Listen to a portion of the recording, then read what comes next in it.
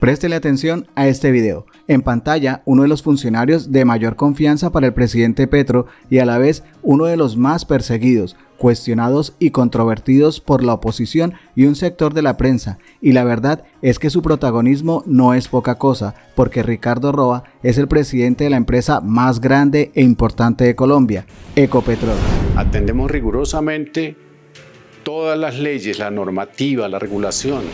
Pero organicemos las cosas. Esta empresa, según su sitio web, es 88.49% propiedad de entidades estatales, mejor dicho, de todos los colombianos, y el resto pertenece a una buena cantidad de accionistas minoritarios que tienen el 11.51%, y entre los minoritarios usted verá a grandes empresas como JP Morgan, Porvenir y Protección, entre otros, lo cual le debe servir para ilustrar que muchos gigantes del mundo financiero están detrás de Ecopetrol, y si por ellos fuera y uno que otro político neoliberal colombiano, les encantaría privatizarla a como diera lugar, fantasma que siempre ronda a las empresas del Estado, gracias a gobiernos que no tienen el menor problema en feriarlas, quitándole al pueblo la propiedad sobre empresas muy prósperas. Volviendo al presidente de Ecopetrol, hay dos razones principales por las cuales la derecha y la oposición no lo ven con buenos ojos. La primera es que fue el gerente de campaña de Petro y la segunda es que con su llegada se acabó la fiesta que los gobiernos anteriores de derecha estaban haciendo con la empresa, entre ellos despilfarros, robos, sobrecostos, etc. Supuestamente los empresarios de bien de Ecopetrol le pagaban al ELN el petróleo que ellos robaban del oleoducto Caño Limón Coveñas en el norte de Santander. Supuestamente esos respetados y multimillonarios empresarios al parecer lo que hacían era pagarle al ELN para vender después este crudo de manera clandestina. Y no contentos con eso, lo que también hacía era traer el crudo que estaba de mala calidad desde Venezuela para mezclarlo aquí en territorio colombiano y después venderlo. Son al menos 17 empresarios los que están involucrados en esta red criminal que sacaba 1 millón de barriles mensuales para ganarse 10 millones de dólares.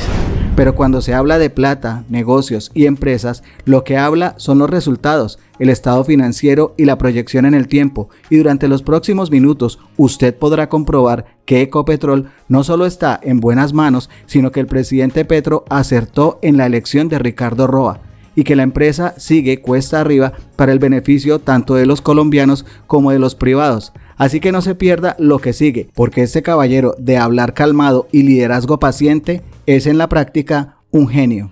El producto de decenas de miles de trabajadores, de aliados, contratistas, proveedores que siguen trabajando sin descanso, a ritmo acelerado, para que Ecopetrol siga siendo la gran empresa de todos los colombianos. La siguiente, por favor. Los resultados son el producto de lo que hacemos, en primer lugar, en la línea tradicional de hidrocarburos. Y esa línea tradicional de hidrocarburos involucra estos 4 importantes elementos. El primero, la producción, y suceda lo que suceda, digan lo que digan, mírenlo de donde lo miren, la tendencia es al alza. Estamos alcanzando al cierre de estos primeros 9 meses del año una producción de 752.000 barriles por día equivalentes de crudo, que es la producción más alta de los últimos 9 años. Estamos reportando al cierre de este primer 9 meses del año el movimiento a través de nuestra infraestructura de transporte de crudos y de productos de 1.126.000 barriles por día, en la mejor movilidad de moléculas de crudo y gas equivalente en los últimos 5 años, crudos y productos. Y en las refinerías, esta es la más alta de todas las cargas de la historia de Ecopetrol en las refinerías, 418.000 barriles por día. Esto es, como ya lo he dicho antes, mejorando nuestra soberanía en la capacidad de proveer gasolinas y diésel al país, y con ello llevando a una mucha menor importación de la que históricamente teníamos, que ustedes ven ahí la gráfica. Por allá en el año 2017 estaba en 340.000 barriles día y ahora estamos en 418.000. Récord de carga histórico en las refinerías. Siguiente, por favor. Resultados financieros sólidos, estables y sostenibles. Estamos reportando el tercer mejor año de la historia de Ecopetrol. Esto se refleja al margen de la volatilidad del precio del Brent en el mercado internacional, que comparado con el mejor año de toda la historia sigue teniendo una diferencia, entendiendo el mejor año de toda la historia del 2022, con precio del Brent a $102 el barril, con TRM cercana a los 4.900 pesos por dólar, pues frente a esa referencia, la producción que estamos teniendo y los resultados que estamos teniendo nos permiten asegurar, sin duda, que estamos por alcanzar al cierre de este año el tercer mejor año de toda la historia de Ecopetrol. Y si hacemos la normalización, porque pues aquí vienen las comparaciones. Entonces la comparación con el primer 9 meses del año anterior, ahí la tienen ustedes en sus pantallas. En términos de ingresos, entonces estamos hablando prácticamente de, bueno, ahora ya hay una diferencia pequeña en términos del EBITDA, una diferencia cercana prácticamente a 6 billones. Es que aquí estoy viendo que me pusieron las cifras del tercer trimestre. Sí, están bien. Están bien. Entonces, ¿qué explica estas diferencias? Entonces, si uno hiciera un ejercicio, si nuestra contabilidad no fuera en pesos, sino en dólares, aquí estaríamos reportando hoy una utilidad neta de no de 11 billones, sino prácticamente de 16 billones. Si uno resta o normaliza el impacto de la tasa representativa del mercado, que afecta a estos resultados en un 67%, cuando en el año 2000, en el primer 9 meses del año 2023 estuvo cercana a los 4.411 pesos por dólar, y que al primer 9 meses del año 2024 está en 3.978 pesos por dólar. Entonces estamos hablando de una diferencia de 433 pesos por dólar. Este es el aspecto que más incide en la expresión de pesos y no en dólares de nuestra contabilidad para lo que es el EBITDA y la utilidad neta. Y la otra variable importante que afecta a los resultados son las diferenciales de los productos, los precios de los productos. Y aquí estamos hablando de una diferencia entre 8 y 10 dólares por barril, impactada fundamentalmente por el precio del diésel. De modo que estos son los resultados. Utilidad neta real, 11 billones de pesos al cierre de los primeros 9 meses del año. Utilidad normalizada hubiera tenido un incremento de 5.4 billones y estaremos hablando con los parámetros que ya vimos, todos con tendencia al alza, unos resultados diferentes. Esto no está bajo el control de Ecopetrol. Y hemos de reconocer aquí la reciente emisión y colocación de bonos exitosa. Mucho se ha dicho de esto, pero es la más exitosa de toda la historia de Ecopetrol porque fue a la misma tasa de los bonos del Tesoro. Eso nunca antes se había logrado. Fueron 1.750 millones de dólares. Más de 200 inversionistas del mundo hicieron partícipes de esta reemisión y recolocación. Y con esto estamos asegurando de aquí al 2029 sin riesgo financiero para Ecopetrol. Están asegurados, hay garantías de que no hay riesgo financiero para la compañía de aquí al 2029. La segunda mayor inversión de todos los tiempos de Ecopetrol en el negocio de hidrocarburos. Mucho se dice que Ecopetrol no está invirtiendo. Al cierre de estos 9 meses, en comparación con los 9 meses del año anterior, es de 18% adicional las inversiones que en actividad exploratoria y en el negocio de hidrocarburos estamos haciendo, y ya lo vamos a mirar. Y estamos reportando una caída del 65% en los saldos que al corte de esta fecha, con relación del año anterior, estaba teniendo Ecopetrol de afectación de los saldos del FEPEC, 65% menos. Ya al cierre del año 2024, la expectativa no es como en los 2 años anteriores, que sumaban casi 58 billones de pesos. Ya estamos esperando al cierre del año 24 un saldo cercano a los 8 billones de pesos. Siguiente, por favor. Y decía que no hemos detenido la actividad exploratoria. Recuerden que a final del año pasado, como hacia diciembre, anunciábamos un plan de inversión referencial para estos próximos 3 años de cerca de 20 billones de dólares. 20 billones de dólares a la tasa de cambio son casi 90 billones de pesos. Pero para este año la meta estaba cercana a los entre 5,6 y 6,5 billones de dólares de inversión. Al corte de estos primeros 9 meses vamos por encima del 85% de ejecución. Y la actividad exploratoria, hacia el cierre de diciembre debemos estar en unos 275 millones de dólares, cerca de unos 1.2 o más billones de pesos en actividad exploratoria. Un 18% más de lo que habíamos ejecutado y lo que teníamos ejecutado al cierre de los 9 primeros meses del año pasado. Y ojalá podamos seguir reportando la más exitosa de las actividades exploratorias que tuvimos el año pasado, 50% de éxito en la actividad exploratoria. Este año la apuesta es perforar 16 pozos, era 15, vamos a perforar 16. De esos 16, el balance hoy, tal como lo anunciamos ayer, es de 10 pozos que hemos perforado. En 5 hemos resultado con hallazgos exitosos.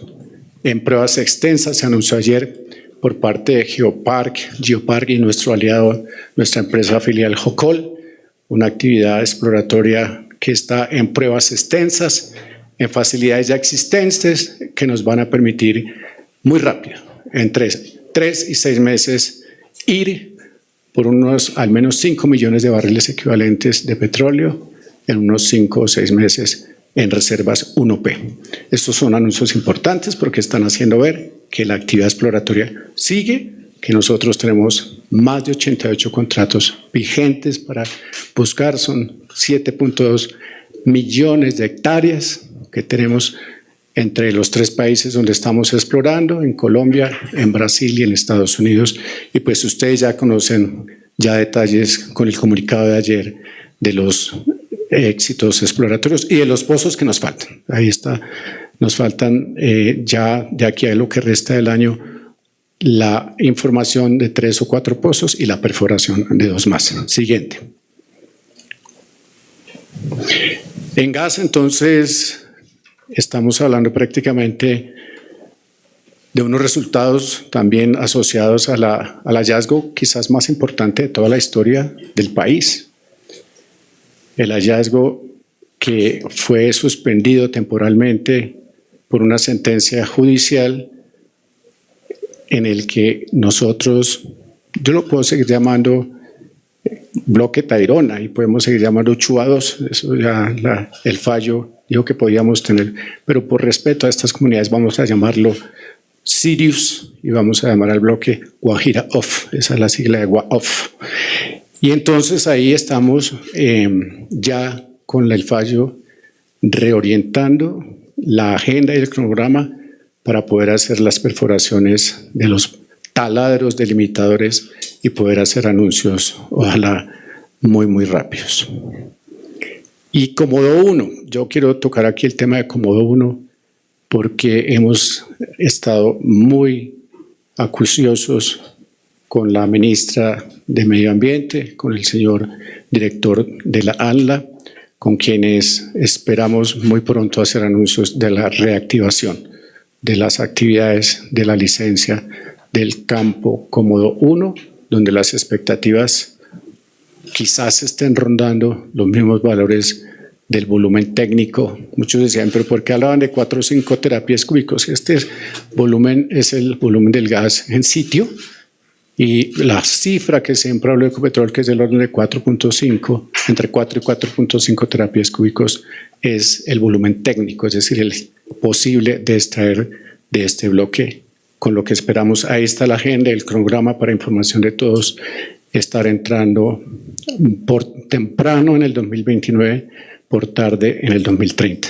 Una apuesta grandísima es esto. Y yo anunciaba también por ahí, en este mismo bloque, una actividad exploratoria de otro pozo que ya hemos venido anunciando, sobre el cual ya se han destinado recursos para empezar los primeros pasos de la actividad exploratoria. Siguiente, por favor.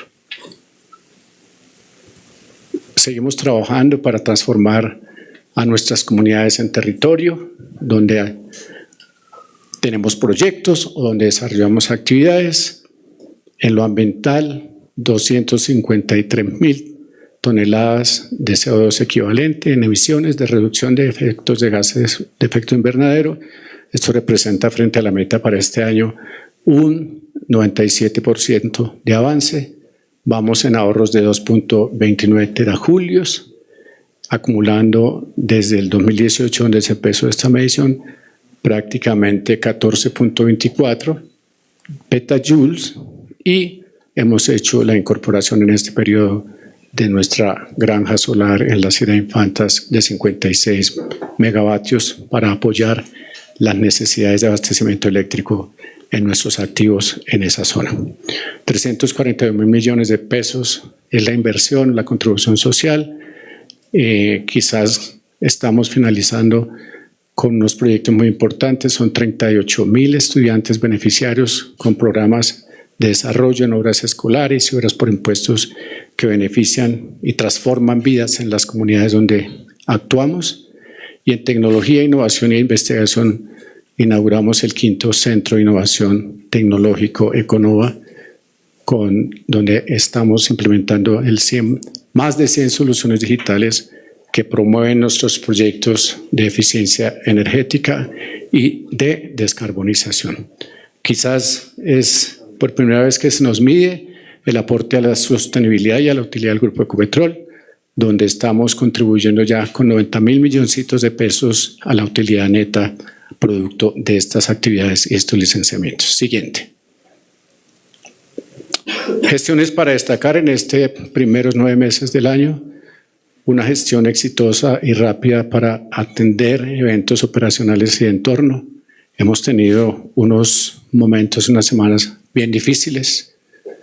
La toma del campo de gas Gibraltar, los paros de los transportadores, los atentados al oleoducto Caño Limón Coveñas, reiterados como nunca, quizás uno diario más o menos tuvimos en el mes entre agosto y septiembre.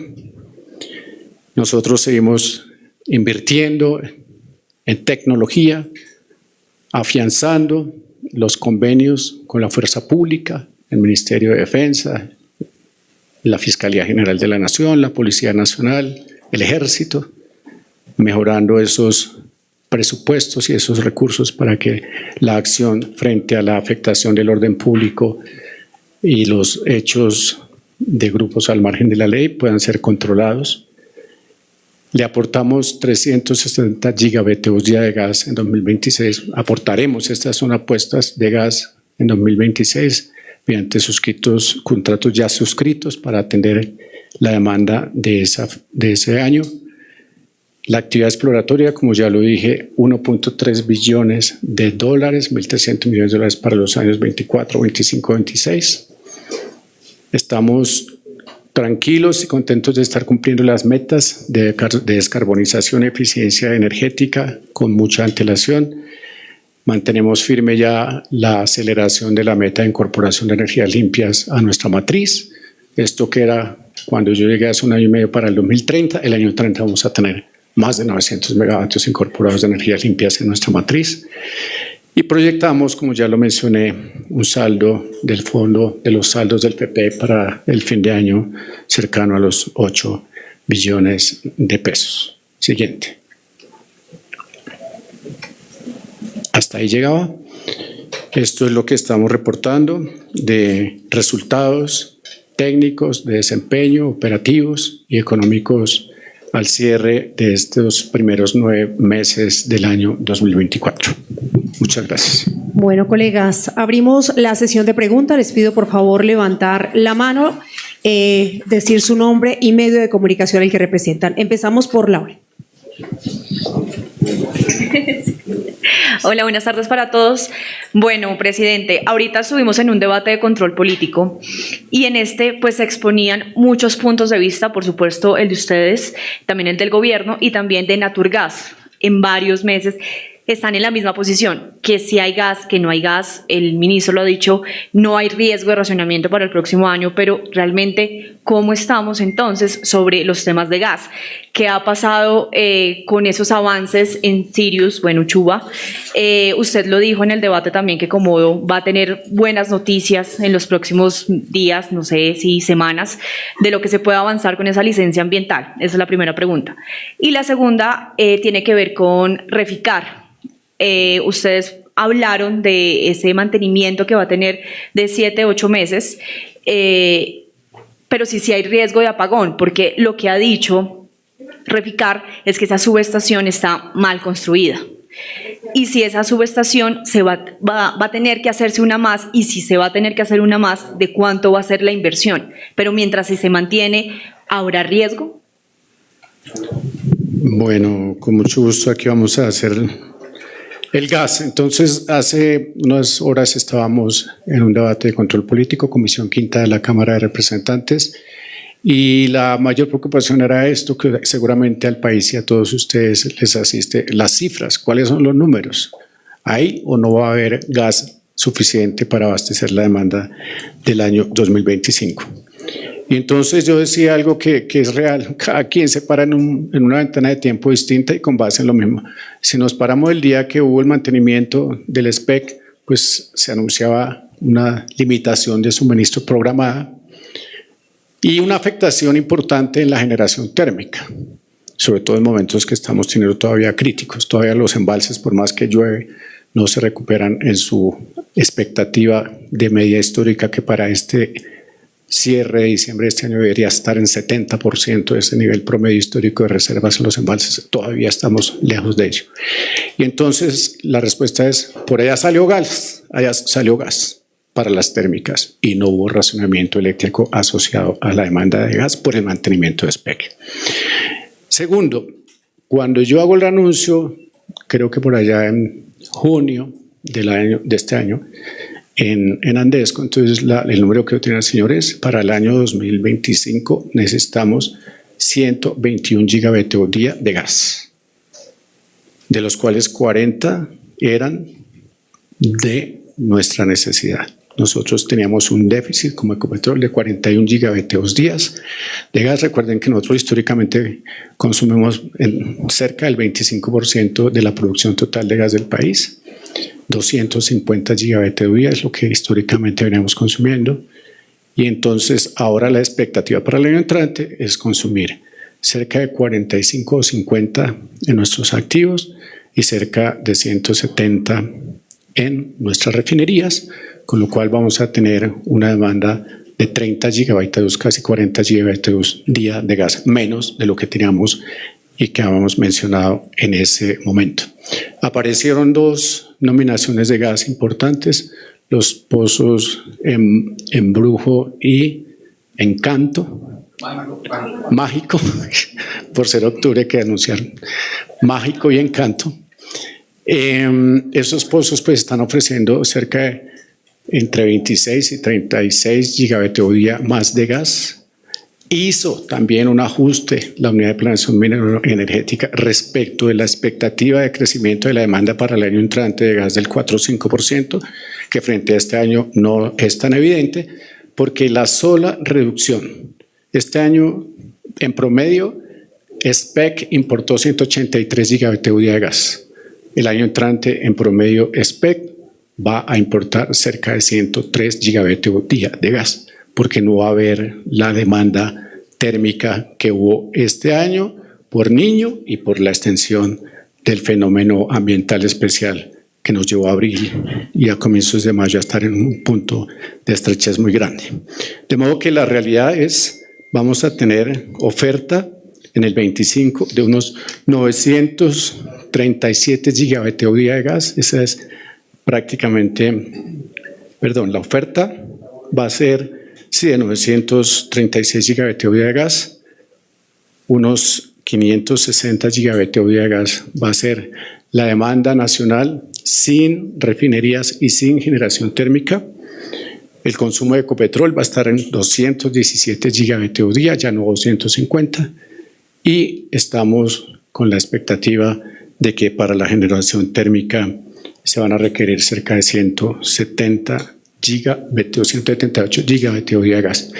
Dentro de esas expectativas, con esa balanza que tenemos, es que no va a haber necesidad de importar gas adicional al que ya estamos importando por SPEC, contando con las 50 GBtu día que acaban de lanzar al mercado, de los que acaban de lanzar al mercado 40 GBtu día. Esos son los números y esa es la realidad. Yo los invito a que consulten el estudio de este balance país que hace el gestor del gas. Esos números prácticamente coinciden con estos números que nosotros hemos estado exponiendo. Lo que hay que decir aquí es que de acuerdo con la metodología de priorización de atención de la demanda del gas natural para el país, ni a los usuarios del sector residencial ni a los usuarios del sector comercial se les van a afectar bajo ninguna circunstancia las condiciones y la seguridad de abastecimiento de gas para el año entrante. Si hubiera una condición crítica o si apareciera otro niño por ahí el año entrante que pues bajo ninguna expectativa se tiene, hablaríamos de unas necesidades cercanas a los 60 GBtu día de gas para atender la condición crítica. Capacidad que está desbordadamente soportada en la capacidad del SPEC. Y eso sería a generación térmica. Ese es el balance de gas. Segundo, Comodo 1, pues sí, todos quedamos tristes con esa intervención. Entendemos la razón de la ministra y su preocupación. Es la primera vez que en este país se va a hacer una perforación de esta naturaleza. Hemos estado juiciosos en esas mesas. Se citó a un comité. Yo hablé esta mañana con el ministro encargado. El doctor Cabrera me dijo, vamos a hacer este comité especial, donde ya tenemos el concepto del ministerio y nos sentamos con el presidente de la ANLA y esta comisión. Vendrán seguramente un poco más apretadas las exigencias de seguridad en la perforación, pero espero no estar fallando en decir que muy pronto tendremos la reactivación de esas actividades de perforación del pozo Comodo 1. Sí, claro que aquí hay una necesidad. Esto no es como por decir algo, no importa, si ayer nos dijeron que no y yo que sí, pues ya de una vez vamos a ir a perforar. Estos proyectos demandan primero unas herramientas y unos elementos de logística supremamente especiales, no son cualquiera, no están por ahí disponibles, pero segundo también necesitamos unas condiciones climatológicas favorables para la perforación en esas condiciones y teniendo esos dos temas resueltos, estamos y haremos nuestro mejor esfuerzo junto con nuestro aliado Anadarko para que rápidamente se reagende y se recupere el tiempo perdido, que sí va a ser de alrededor de un año. Aquí hay un elemento clave para tenerlo presente siempre. El tiempo que se necesitaría una vez tengamos la licencia ambiental resuelta y todos los temas de manejo social y de consultas previas son 3 años para poner la producción a puesta. Ya el tema de reservas es otro elemento distinto que denotaría una posibilidad de declarar esa comercialidad antes de tener la licencia. Estamos trabajando con la NH y con el Ministerio de Minas para suscitar mediante decreto esa flexibilización que nos permita también incorporar de manera más rápida esas reservas al balance de país, con lo cual poder dar unas señales de que el negocio seguirá teniendo alguna sostenibilidad en el tiempo. Reficar, sí, lo anunciamos Reficar, está en condición de cuidados intensivos, algunos de ustedes lo dijo así, y es cierto, por los problemas que hubo en su momento con el EPCista, el diseño y la configuración eléctrica no fueron las mejores. Hay un doble barraje al que se conectan todas las generaciones y de donde salen todo el suministro eléctrico. Eso tiene unos elementos muy sensibles que se llaman los bushings, son como una especie de bujen. Son 420 o algo más que tiene esta subestación, que no son de fácil acceso cuando hay un fallo. No tiene y no tenía, va a tener un respaldo esta refinería que consume más o menos en potencia 200 megavatios de potencia en sus 7 u 8 máquinas que tiene allí. Estamos aislando una de las barras para poder hacer mantenimientos sin apagar toda la planta. Cualquier mantenimiento que hagamos hoy en Reficar implica prácticamente una desconexión total del sistema eléctrico, y esa es la reconfiguración que vamos a hacer. Pero rápido hemos actuado primero en la incorporación de una subestación eléctrica móvil, ya está andando. Segundo, aceleramos la entrada del respaldo con el STN en una conexión a 34.500 voltios que está haciendo el Grupo Energía Bogotá. Eso va a entrar a finales de enero, esa conexión para respaldar 70 megavatios desde el Sistema Interconectado Nacional y poder aislar algunas de las 35 unidades para los mantenimientos que sean sin necesidad de apagar todo el sistema. Y tercero, ya estamos haciendo los estudios que se demorarán 26, 28 meses, toda la implementación de la nueva subestación eléctrica que hay que incorporar en la refinería y que tomará, además de esos 26 a 28 meses, unos recursos cercanos a los 45 millones de dólares, es lo que le puedo decir a Reficar. Estamos haciendo todo nuestro mayor esfuerzo para que no se vuelva a presentar un apagón que tiene incidencias. De pronto no, desde el punto de vista en la disponibilidad de combustibles para el mercado, porque cada que se van a hacer estos mantenimientos nos aprovisionamos en el doble de la capacidad normal para poder atender no durante 5, sino durante 10 días con los stocks que mantengamos la demanda nacional de combustibles. Eso es un elemento que hay que decirlo, así es, pero mientras eso seguimos en una altísima vulnerabilidad al abastecimiento eléctrico en la refinería de Cartagena. Bueno, tenemos a esta hora un total de 1.225 personas conectadas a esta rueda de prensa. Continuamos con las preguntas relacionadas con esta entrega de resultados. Le doy la palabra a Juan Diego y posteriormente se prepara el espectador. Sí, buenas tardes, presidente. Usted lo ha dicho en varios eventos que Ecopetrol quiere tener su propia regasificadora en la planta de Chuchupa, pero usted mencionó hoy 2 o 3 proyectos que podrían hacerse en Buenaventura. Quisiera saber si eso está relacionado de pronto con la regasificadora del Pacífico, la de Buenaventura. Y la segunda pregunta es en torno a lo que vino afectando un poco la utilidad del Grupo Ecopetrol.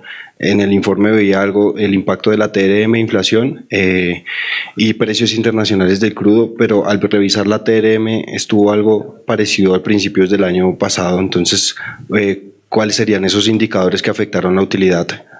Sí, los valores no son los promedios los que hay que mirar. Aquí estas referencias se hacen con fundamento en el precio en la TRM del último día. ¿Me ayudas, por favor, Camilo? Hay un detalle, no es tanto el promedio, sino cómo está la TRM al momento del cierre de los resultados. Con gusto. Efectivamente, los elementos que inciden en los resultados de este trimestre, debemos hacer varias diferencias y el presidente ya se refirió a algunas de ellas. Lo primero importante es diferenciar entre el tercer trimestre y el acumulado a tercer trimestre. Y hecha esa diferencia, pues tenemos igualmente que considerar tasas de cambio distintas. Para el periodo de 9 meses acumulado, pues tenemos una tasa promedio para el año corrido que está cercana a los 4.000 pesos, muy a diferencia de la tasa promedio que teníamos para el año 2023, 9 meses acumulados, la cual estaba más cercana a los 4.500 pesos. Eso es una diferencia de alrededor de una cifra aproximada de 500 pesos de tasa de cambio. En el trimestre, ciertamente cuando uno ve los resultados específicos de ese tercer trimestre, pues tenemos tasas de cambio que con relación al mismo trimestre del año anterior estaban ligeramente por encima de lo que teníamos el año pasado. El año pasado alrededor de 4.000 pesos, 3.990, algo cercano a los 4.000. Este año estamos para este trimestre en promedio más cercano a 4.100 pesos. Ya como una información técnica adicional, pues es importante tener en cuenta que para efectos del PIG se utilizan las tasas de cambio promedios, para el caso del balance se utiliza la tasa de cambio de cierre del respectivo periodo. Sí, la segunda parte de su pregunta, Juan Diego, era relacionada con no es del precio Brent, los diferenciales son del precio de productos que cayeron entre 8 y 10 dólares respecto de los primeros 9 meses del año anterior. No es la referencia Brent, el precio del crudo, no, es el diferencial de precios de los productos lo que genera esa segunda participación importantísima del 27% en la diferencia de los ingresos y de los resultados, más bien respecto al año anterior. Y la tercera pregunta, sí estamos nosotros teniendo una restricción legal, lo decía yo ahora en el debate, nosotros no podemos importar gas natural, ¿no? Tenemos una restricción normativa procedente de la Superintendencia de Servicios Públicos que nos condicionaría a constituirnos una empresa de servicios públicos domiciliarios, que hoy no somos, y por eso no podríamos hacer importación de gas. Estamos a la espera de que el Gobierno Nacional libere, mediante un decreto, esa restricción que hoy tenemos, y al margen de eso estamos haciendo, y ya hicimos una ronda y ya tenemos ofertas, la mayoría de ellas vinculantes, son 10 proyectos para regasificación, 6 en el Mar Caribe, 4 en la región del Pacífico, en Buenaventura. De esos 6 hay 1 que vamos a tratar de hacer muy rápido. Muy rápido es que si logramos suscitar del ANLA una modificación menor a la licencia que hoy tenemos de esa toma que tenemos en Chuchupa, todas las condiciones estarían habilitadas para que en año y 3 meses pudiéramos tener nuestra propia planta de posibilidad de incorporar al sistema de TGI Ballena Barranca unos 60 a 100 gigabatios de gas procedente del gas natural licuado. Eso se va a hacer, el cuello de botella está en obtener esa modificación menor a la licencia y poder rápidamente hacer esa implementación y poder tener y traer, ya tenemos todos los elementos barridos, eso debe estarse adjudicando de aquí a diciembre, a la segunda semana de diciembre, tanto como una alternativa de importación de regasificación en cualquiera de los puertos en el Mar Caribe y una regasificadora que estaría en capacidad de entregarnos entre 60 y 100 gigavatios día por Buenaventura. Los ejercicios que tenemos son interesantes en términos de que, independiente de que se pueda seguir importando gas por el SPEC, independiente de que desarrollemos las reservas potenciales de gas en el offshore, una solución eficiente, confiable y económica para los usuarios del suroccidente colombiano es tener una regasificadora en Buenaventura, porque por la metodología que hoy existe para remunerar los activos de transporte de gas, el tomar desde Chuchupa un gas y traerlo hasta Jumbo, pues tiene un costo altísimo el recorrer la molécula por toda esa trayectoria y casi que se compara con la posibilidad de tener gas importado por una de las regasificadoras en Buenaventura, de modo que ese proyecto lo vamos a impulsar desde Ecopetrol a toda costa para traerle beneficios a todo el suroccidente colombiano.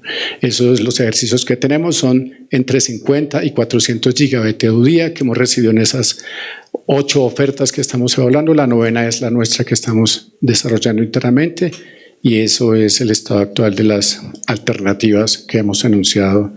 Vamos a tener todas de regasificación. Aquí Ecopetrol el papel que va a jugar es comprar un servicio de regasificación, hace la comercialización del gas desde donde provenga el mercado del LNG y ya de ahí hacia adentro lo que hay es, ustedes lo saben todos, elementos regulados que permiten el desplazamiento de la molécula por los activos de transporte y luego por los sistemas de distribución hasta los usuarios finales. Disculpa, Marce, perdóname, vamos a respetar la palabra. Si me haces el favor, ya te doy la palabra. Pero bueno, yo le respondo y pero si quieres, aprovecho el desorden. Yo he dicho que al menos 3, y dentro de las 3 está incluida nuestro desarrollo de nuestra plataforma.